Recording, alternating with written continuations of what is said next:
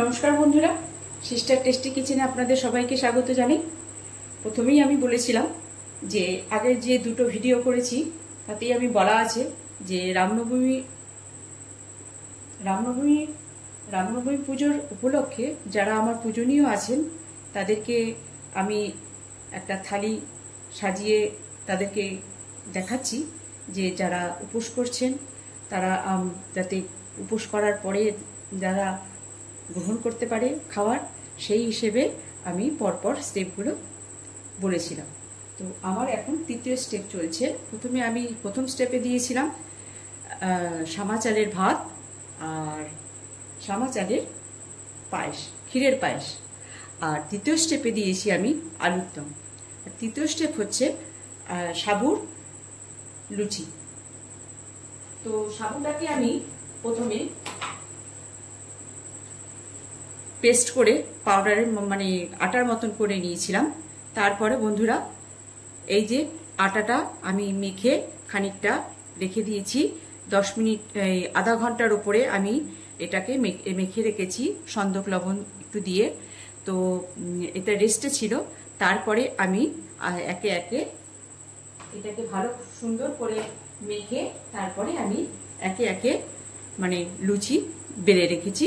যে তেলটা আমি দিয়ে রেখেছি কড়াইতে, যে একে একে লুচিগুলোকে আমি ভাজবো। তো তেল আমার গরম হয়নি, তেল আমার গরম হয়ে এসছে বন্ধুরা। তো এবারে আমি একে একে লুচিগুলোকে ছেড়ে দেব ভাজার জন্য।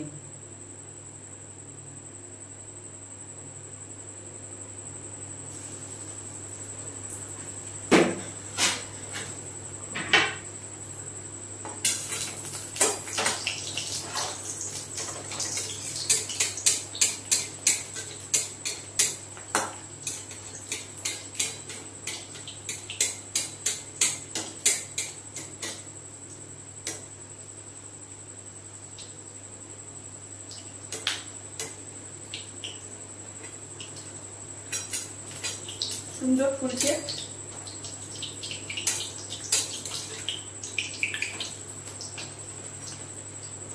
এরকম এক এক করে আমি লুচিগুলোকে ভেজে নেব লাল লাল করে।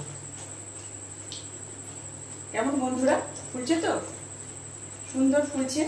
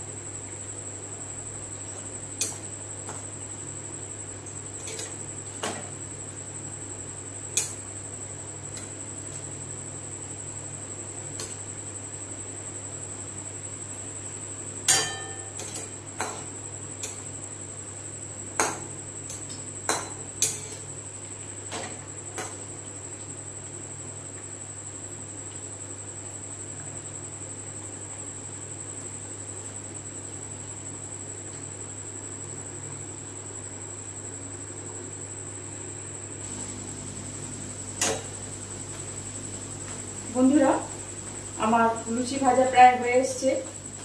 একে একে সব লুচিগুলো আমি ভেজে নিচ্ছি। সুন্দর টগরের মতন ফুলছে, দেখছেন তো? এই দেখুন সুন্দর টগরের মতন ফুলে যাচ্ছে। মানে টগরের মতন তো ফুলছে না, তেলে দিয়েছি, রেগে মেগে ফুলে যাচ্ছে।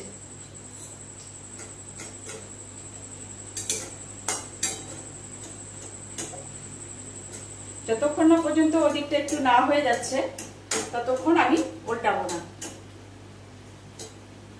শুধু এরকম এরকম করে আস্তে আস্তে ঘুরিয়ে ঘুরিয়ে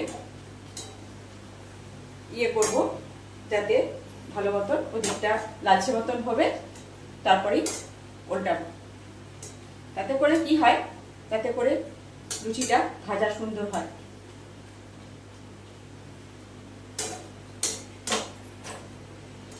দেখেছেন?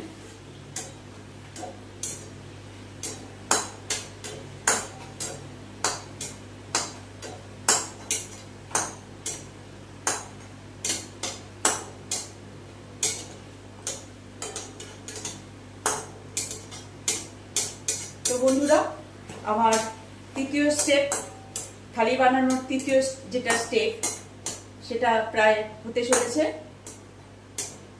একে একে করে সব আমি এই যে লুচিগুলোকে ভেজে নিয়েছি, এটাই লাস্ট।